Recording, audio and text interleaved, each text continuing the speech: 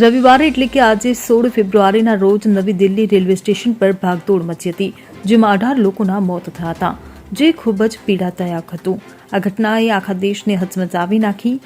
ભાગદોડને કારણે સ્ટેશન પર અફરાતફરી મચી ગઈ હતી અને મુસાફરો પોતાનો જીવ બચાવવા માટે અહીં તહીં દોડવા લાગ્યા. અકસ્માત બાદ પૂર્વ રેલવે મંત્રી અને આરજેડીના વડા લાલુ પ્રસાદ યાદવે રેલવે પ્રશાસનની આકરી ટીકા કરી હતી. મંત્રી લાલુ પ્રસાદ યાદવે કહ્યું કે રેલવેએ તેની જવાબદારી લેવી જોઈએ. લાલુ યાદવે આ ઘટનાને ખૂબ જ દુઃખદ ગણાવી છે અને તેમણે પીડિતોના પરિવારો પ્રત્યે સંવેદના વ્યક્ત કરી છે. લાલુ યાદવે જણાવ્યું કે અકસ્માત રેલવે વહીવટના નબળા સંચાલનને કારણે થયો છે. તેમણે આરોપ લગાવ્યો કે સરકાર ભીડ નિયંત્રણમાં સંપૂર્ણપણે નિષ્ફળ ગઈ છે. તેમણે આ ઘટનાને વહીવટની મોટી નિષ્ફળતા ગણાવી અને રેલવે મંત્રીના રાજીનામાની માંગ કરી છે. જ્યારે તેમને મહાકુંભ વિશે પ્રશ્ન પૂછવામાં આવ્યો ત્યારે તેમણે તેને નકામું ગણાવ્યું હતું.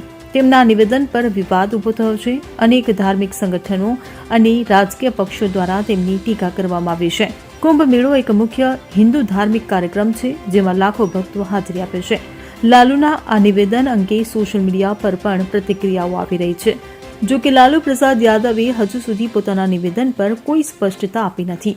તો બીજી તરફ મુસાફરોનું કહેવું છે કે સ્ટેશન પર પૂરતી સુરક્ષા વ્યવસ્થા નહોતી, જેના કારણે પરિસ્થિતિ કાબુ બહાર ગઈ હતી.